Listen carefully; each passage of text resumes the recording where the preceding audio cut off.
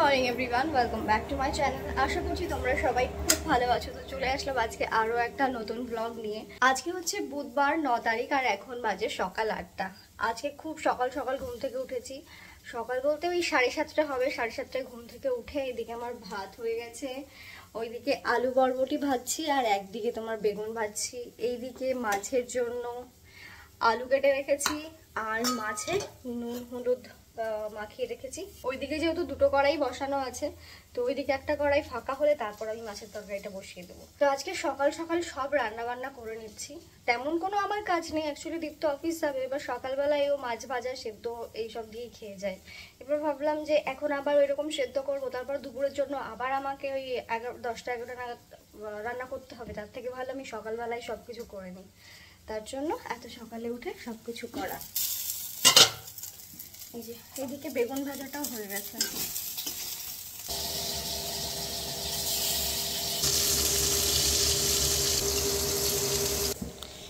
কালকে হঠাৎ করে পায়েস খেতে ইচ্ছে করছিল। কালকে রাত্রে পায়েস বানিয়েছি, কিন্তু গুঁড়ো দুধের পায়েস তো এই প্রথম বানিয়েছি। একটু টেস্টটা কেমন হয়েছে।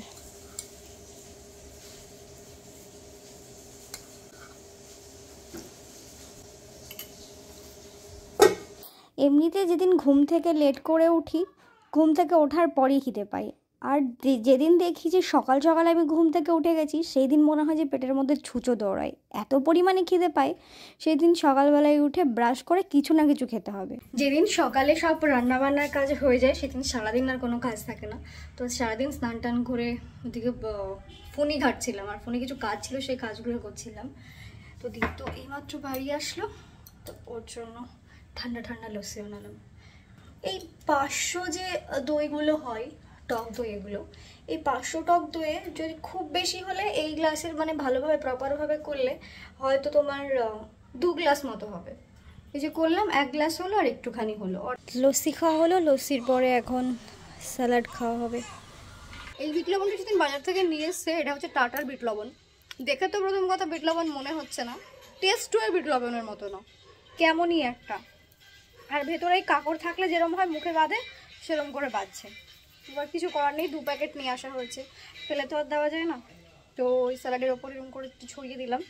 আর এখন যে ভিডিও ক্লিপটা দেখছো, এটা হচ্ছে 6 তারিখের ভিডিও ক্লিপ। শ্যুট করে রেখেছিলাম। সেই দিন সকাল থেকে কোনো ভিডিও করা হয়েছিল না বলে এমনি শ্যুট করে রেখেছিলাম।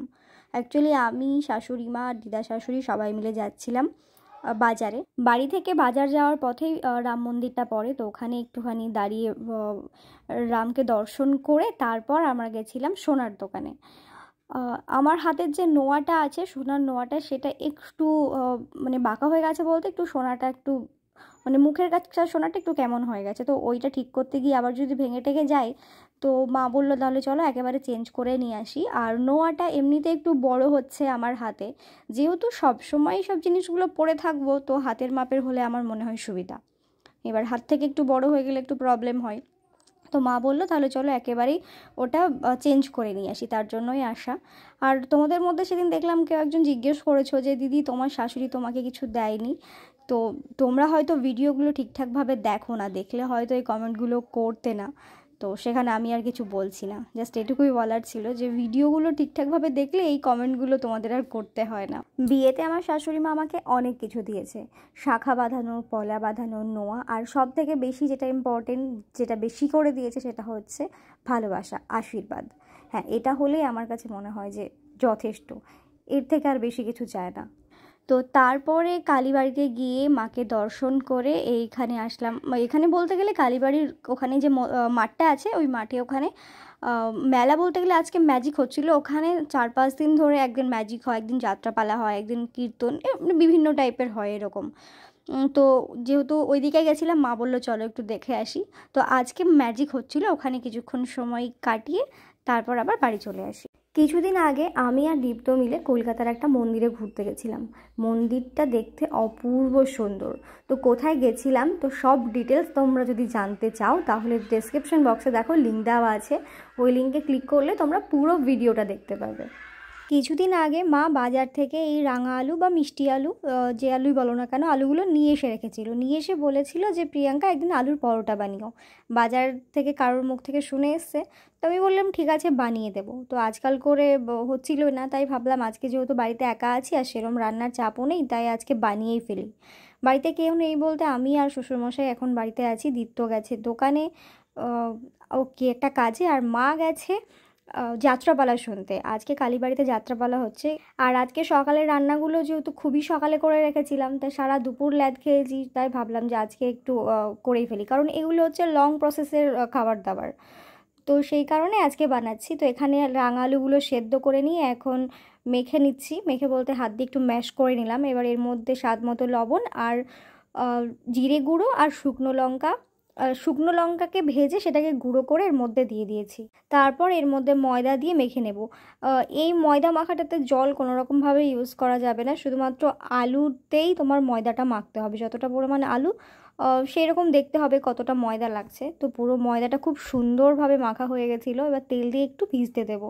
আর যেহেতু আলু আছে, আলুটাও ভীষণ সফট, তো পুরো ময়দাটা ইজিলি মাখা হয়ে গেছে আর অনেকটাই নরম হয়ে গেছিলো। তো ওইদিকে ময়দাটা আমি 10 মিনিট রেস্টে রেখে এইদিকে আলুর দমটা করে নেব। আজকে আলুর দমের জন্য আমি প্রেশার কুকারে আলু সিটি দিয়েই নিয়েছি, কারণ যে ছোট আলুগুলো মা নিয়ে এসেছে ওই আলুগুলো কি জানি কোনো রকমভাবে সেদ্ধই হতে চায় না, বড্ড দেরি হয়।